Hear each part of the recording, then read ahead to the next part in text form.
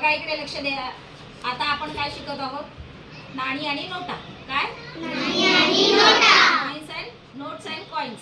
हा, तर बघा इथे तुम्हाला ह्या नोटा दिसतात. ह्या काय दिसतात? नोटा. ह्या नोटा दिसतात आणि हे कॉइन्स आहेत.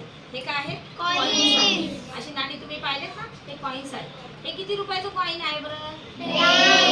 10 रुपयाचं आहे. 10 रुपयाचं. हे किती रुपयाचं आहे बरं? 5 रुपयाचं आहे. आता बघा हा, आता हे जे आहे दिसतं का तुम्हाला सगळ्यांना किती रुपयाचं आहे? 2 रुपयाचं हे काय कॉइन आहे. अशी ही कॉइन्स असतात. तुम्हाला सगळ्यांना ती माहिती आहे. आता बघा त्याच्यामध्ये ह्या ज्या नोटा आहेत तर ही जी नोट आहे ती कितीची आहे? 10 रुपयाची नोट आहे. आता बघा हे किती रुपये आहेत बरं? 10 रुपये आहेत. 10 रुपीज आहेत. हे किती रुपये आहेत बरं? 20 रुपीज. 20 रुपये आहेत. आणि हे किती आहेत? 50 रुपये आहेत. हे किती आहेत बरं? 100 रुपयाची काय आहे? नोट आहे.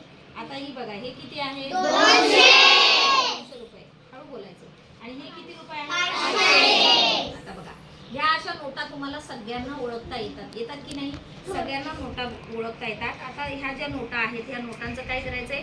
तुम्हाला जरी नोटा ओळखता आल्या तरी सुद्धा त्याचा हिशोब आपल्याला करता आला पाहिजे. या पुढ्यामध्ये मी इथे आता काय करणार आहे? काही नोटा मांडणार आहे, काही कॉइन्स मांडणार आहे. तर तुम्हाला काय करायचं आहे? तुम्हाला किती रुपये झाले ते सांगायचे. किती रुपये झाले ते सांगायचे. आता ही इथे मांडले की तुम्ही काय करायचंय? फक्त किती रुपये झाले ते मला फक्त तुम्ही सांगा. आता हे किती रुपये? 5.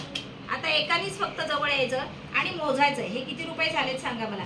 ही एक नोट आहे. असा बाजूला हो बेटा, असा असा. हा, आणि ही नोट आणि हे कॉइन किती रुपये झाले मला फक्त सांगायचं. हातात घे.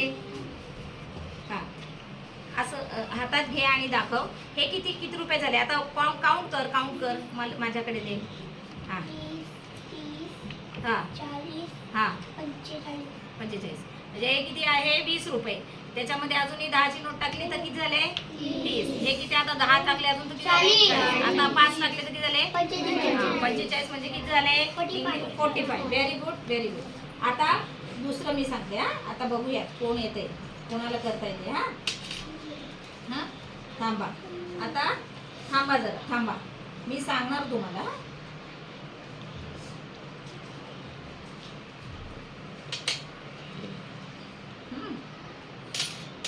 चला कोण येते?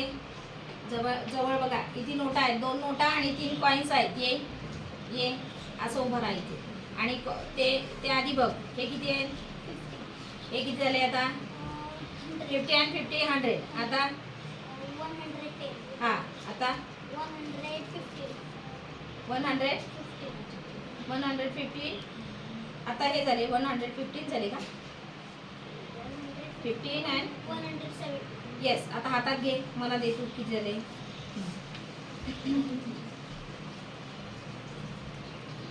हा दे मला. 50. हा 100. हा 110. हा 115. हा 170. 170. बरोबर आहेत का बघा. हे किती आहेत? 50. 50. 50 रुपये. आणि हे किती आहेत? 50 आणि 50 किती झाले? 100. त्याच्यामध्ये अजून 10 रुपये टाकले तर किती झाले? 110. 110 मध्ये अजून 5 टाकले किती झाले? 115. 115 मध्ये अजून 2 टाकले किती झाले? 117. Very good, very good. खूप छान. आता बघा, आता दुसरा कोणीतरी यायचा. हा, मुलींनी या. मुलींनी पण आलं पाहिजे ना. मुलींनी या. या बरं, या मुली या कोणीतरी. इथंच उभी राहा. हा, इथं उभी राहिली तरी चालेल. सांग. इकडे अशी उभी राहा. हा हा, मोठ्याने म्हणायचं. काय? 10. हा 20. हा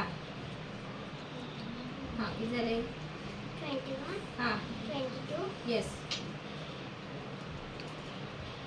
किती? 26. 22 अँड हे किती आहेत? 5 ना. किती झाले?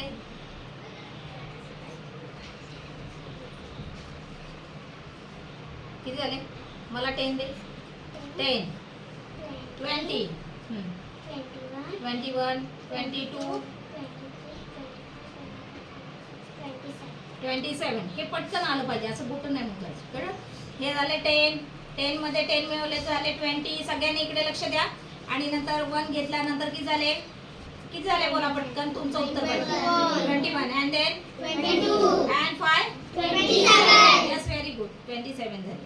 अशा पद्धतीने तुम्हाला हिशोब आला पाहिजे. नाणी आणि नोटा आपण शिकतो, नाणी आणि नोटा आपल्याला माहिती आहेत, पण त्याचा हिशोब आपल्याला करता आला पाहिजे. आपल्याला हिशोब कशासाठी करता आला पाहिजे सांगा मला. आपल्याला आपण व्यवहारामध्ये जेव्हा वस्तूची देवाणघेवाण करतो, पैसे देतो आणि वस्तू घेतो की नाही, तर आपल्याला जर हिशोब आला नाही तर आपल्याला लोक फसवतील की नाही, फसवतील की नाही सांगा मला.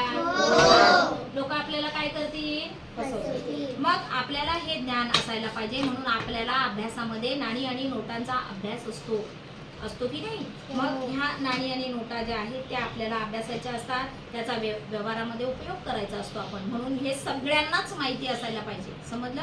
आता प्रत्येकाने ते करायचं आहे, प्रत्येकाने हिशोब करून मला दाखवायचा आहे.